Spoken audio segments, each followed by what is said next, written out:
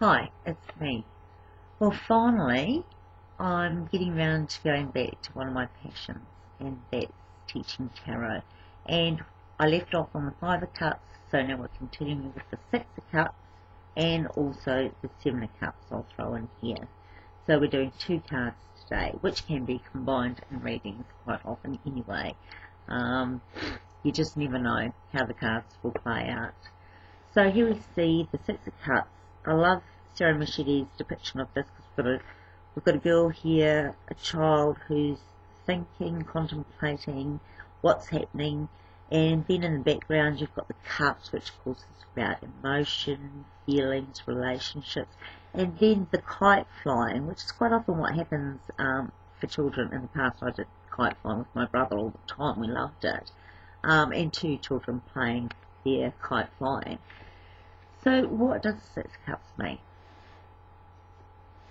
Keeping it simple, it's all about memories from the past, good memories. Some people have bad memories, but for this card, the expression on the girl's face, she's thinking back. Now, with the readings that I give to people, and this card comes out for relationships, and usually the question for this is, will I get back together with my ex or someone from my school days in the past? You might, that's not up for me to say, but quite often with this, it's difficult because they're actually in the past, and they need to actually heal and move on and find someone else. So that's just the kind of complications you can get for a reading. Not that it's complicated, because the question's quite simple. But it's just because they're kind of like way back thinking, yes, I will get together with this person, which is actually part of the meaning of the 7 of Cups, which I'll explain in a minute. So here we have someone stuck in a rut and they can't move on, and they really, really need to heal and just move on, which actually, personally speaking, I have done myself, and I know what it's about because it's kind of like my life at the moment. Moving on, healing, it's all part of life, and the challenges and the joys and the sadness it brings, and that's what Cups is all about, really. Let's move on to the 7 of Cups. Look at the picture, if you can see it. Oh, there we go. Right, 7 of Cups. Now here we see a dragon rising out of a cup, and there are other figures coming out of the cup. Right away, it's excellent for this depiction. Like, we've got cups with jewellery, riches, we've got cups with a crown of victory, and a cup with a castle, meaning home, or your kingdom, or your province. And we've got cups with a lady here, could be a woman if you like, and also cups with a snake.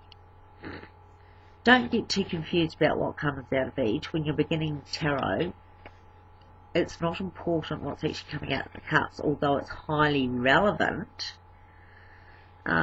because on gut instinct you'll be able to tell that obviously different areas of life and different things are coming out of these cups. So I'll keep it simple for now. There's other levels, of course. We won't get into what's coming out of the cups. At the moment, the 7 of Cups, for me, means wishful thinking, like sometimes in the 6 of Cups. So sometimes these cards might come up combined. Dreaming. You want something like what's in these cups, but it doesn't mean you're going to get it, and quite often it's just a fantasy. So the advice I'll give to you, if this card comes up, is to actually ground yourself in reality and focus. Yes, you can have goals if you want riches, if you want fame, if you want fortune, if you're actually achieving something like in the Olympics or the Commonwealth Games, and you've got a personal goal you want to set, then go for it. Make sure the goal that you want to go for is realistic to you. Mind you, some people achieve their goals and it's more than what they thought it was. So basically with the 7 of Cups, my advice is please, okay, just ground yourself in reality, use common sense. If you set a goal, make sure in small steps that you can achieve it.